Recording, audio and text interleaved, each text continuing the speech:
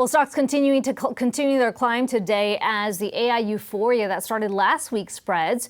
We have big tech results out this week, and we'll be watching the impact they have on the market. Joining us now is Veronica Willis, Wells Fargo Investment Institute investment strategy analyst. Good to talk to you today. What's the one nugget you're watching going into what is a very packed earnings week? I think what we're going to be looking for today are, we're still early in that earnings season, so there's not a really good trend in what's happening with earnings. And so seeing, how many companies are beating those expectations, how many are meeting expectations, and who's falling short. Are those companies that have really driven the rally, are those the same companies that are going to be beating expectations? And if so, is that going to make this rally more sustainable? And so, Veronica, we're seeing a lot of people wondering, is now the time to buy the dip, or is there another one to come? Because this rally, people are going to be wondering if these valuations, really make sense once they pass through some of this earnings data. What are your thoughts there?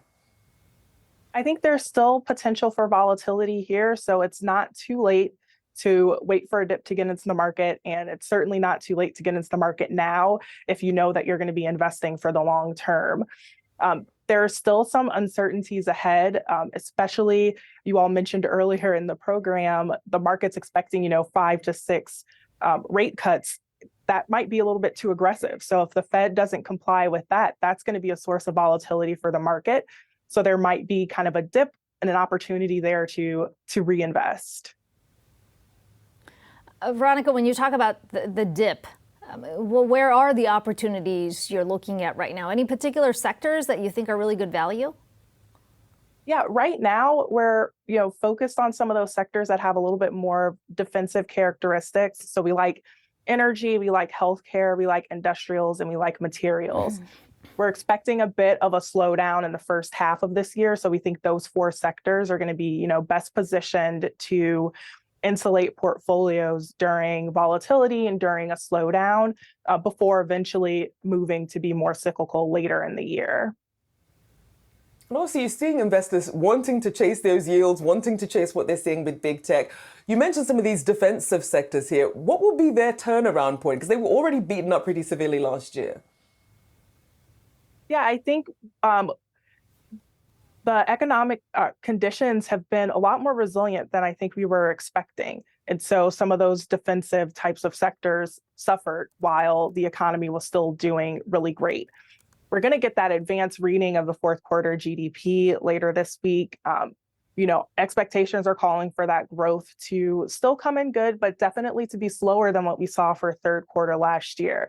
So we're already starting to see some of that slowdown of the economic growth. And I think once the Fed kind of makes clear what their path is when it comes to the timing of any potential rate cuts, there might be this aha moment for the markets where those more defensive types of sectors will really have their moment to shine. Veronica, what's the base case you're operating under in your investment when you talk about the timing for the Fed? Are you expecting a rate cut come March? I think March is a little bit too early. Even May might be a little bit too early. So thinking, in the summer, maybe in the second half of the year, that might be when the Fed actually starts to cut rates. The economy is held in okay, and a lot of the policymakers have spoken about being comfortable with where rates are because the economy has so far been able to withstand it. We'll certainly continue to track that. Appreciate you joining us this morning. Veronica Willis, Wells Fargo Investment Institute Investment Strategy Analyst. Thank you so much.